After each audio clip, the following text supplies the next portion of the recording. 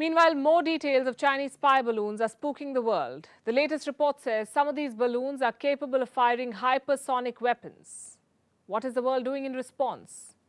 Building alliances, closing ranks. Case in point, Japan and the Philippines. The president of the Philippines, Ferdinand Bongbong Marcos Jr., is in Tokyo. It's his first visit since he took office last year. The purpose? To strengthen economic and, more importantly, defense ties with Japan. Tonight, we'll discuss why this could be a game changer.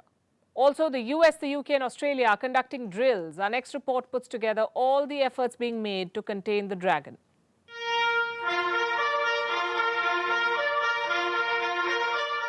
The Philippines and Japan have signed an agreement, ostensibly on disaster relief.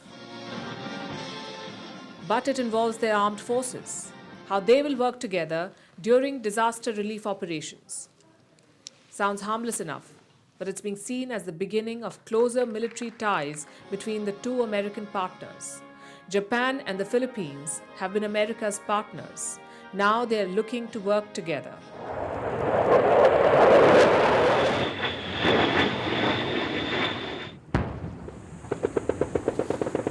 The US wants its allies in Asia battle ready.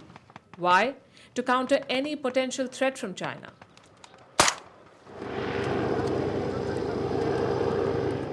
Washington sees Beijing as the single greatest threat in the world right now, and it believes an aggressive China needs to be reined in.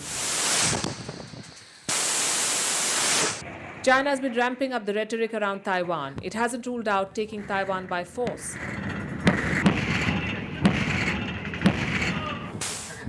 It conducts regular live-fire drills and territorial incursions. The US believes China could invade Taiwan by 2027.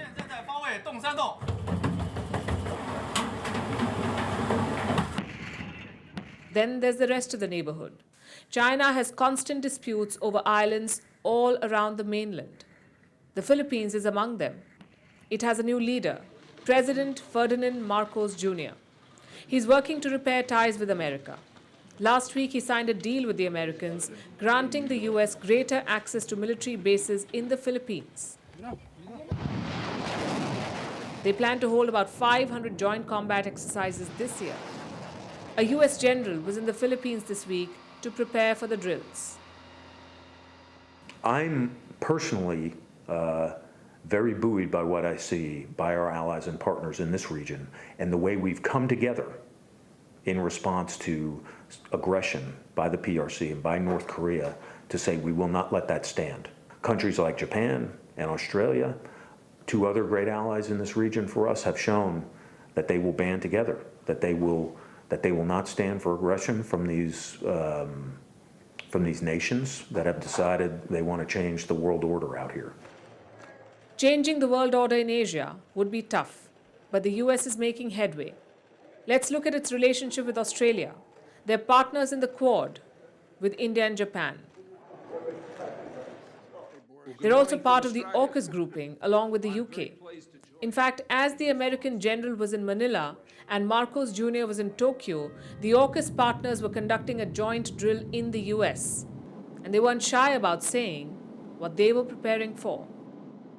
So for this event, we are training in accordance with the National Defense Strategy Pacing Challenge. And in that case, for this exercise, it is the Chinese threat. We're not necessarily reacting to any recent political events. It's just the pacing challenge that we train to so that we're ready for whether it be an Indo-PACOM threat or a EUCOM threat or a CENTCOM threat. We think that if we're ready for China, we're ready for anybody. The exercises were to simulate dealing with the Pacific Ocean. The US, the UK and Australia would have to cross vast distances to get to China. They want to improve the interoperability of their air forces. One part of the simulation also focused on what they would do in case an area was invaded. No specific scenario was named, but that should be obvious. So the US is preparing to deal with China. It is roping in its Asian allies. The goal seems to be setting up a string of interoperable sites all around China.